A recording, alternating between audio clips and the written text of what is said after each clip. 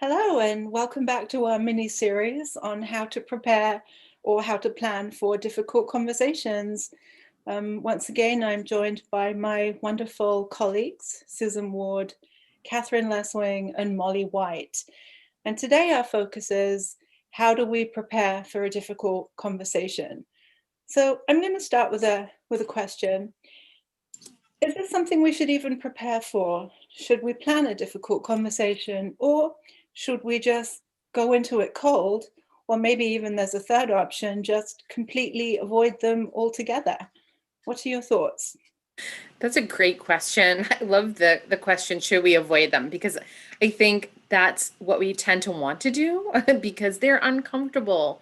And sometimes it's well, they're called difficult conversations because they're difficult. So I think there are a few things that people can do to really prepare to have those kinds of conversations, to make it a little less anxious, for both the person starting the conversation and then the person that they're going to have the conversation with. So, one thing people can do is really just look at their setting and look at that physical environment that they're going to have that conversation in and really plan around that. So, if you're having a conversation with a parent in your classroom, it'll really be important that that parent is the only parent there, that you're the only educator there, depending on the situation. But making sure that you're able to have that privacy, so that if there are situations or conversations that come up that need to be private, that they can remain private. And I also think about when I think about having a private conversation, I also look at, if an educator's having a conversation with a student, just being mindful of not having those kinds of conversations behind closed doors, and making sure doors open, or that you're in a classroom with a window if possible, so that there is no um, discomfort for either person, and just to keep it in a very a safe place. I think absolutely you would want to prepare for a difficult conversation. And Susan brings up a great point of preparing the physical space. I think you would want to prepare by making a plan for the conversation. Um, Having some goals set aside in your head that you want to achieve, whether it be get this person to agree to something, or to highlight the importance of X, Y, or Z. Having those goals ahead of time and maybe even written down will help make sure that you're staying on track with the difficult conversation and not getting sidetracked by other things that may crop up. Um, so having those goals and a focus for the conversation is going to be really important. But then also being prepared with how your message and your conversation may be perceived and received by the other person.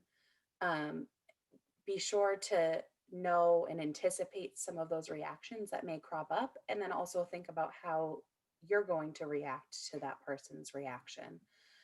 Sometimes, in spite of our best intentions, the impact of our words can be negative on somebody else, and just being prepared in that moment to support that person on the receiving end of this conversation, I think will be so important in getting us through a difficult conversation.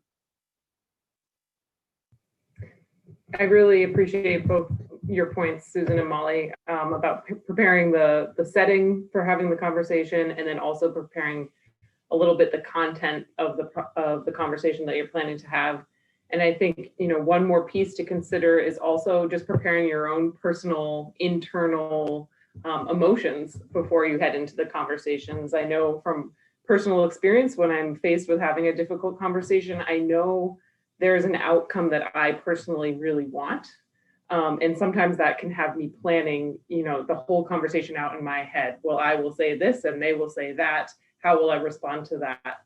And I think really it's important for us to simply look at where we are at emotionally, and are we in a good headspace before we head into those conversations.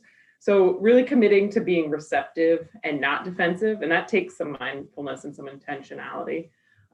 Focusing on a bridge, not being a barrier, and just doing any sort of routines that might help you in general kind of come to a calm anxiety reduced space. So maybe it's taking a walk, maybe it's even doing a little meditation, and setting that conversation for a time of day where you know you're not generally stressed or feeling pulled in a million different directions, to really just get yourself well prepared for heading in and having those difficult conversations. So thank you.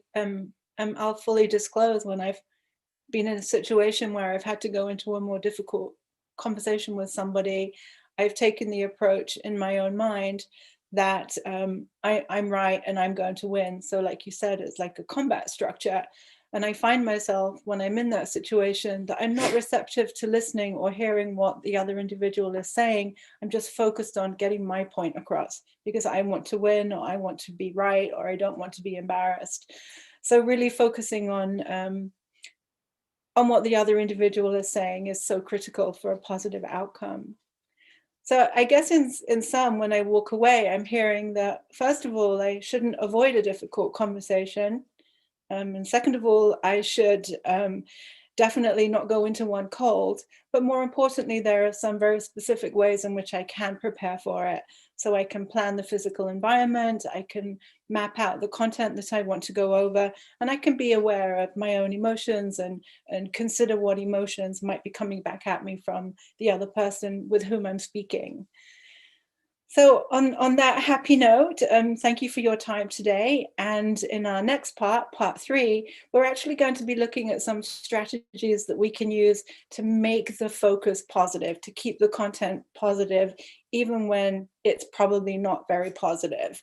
So thank you for your time. Thank you, Susan. Thank you, Catherine. And thank you, Molly. And I'm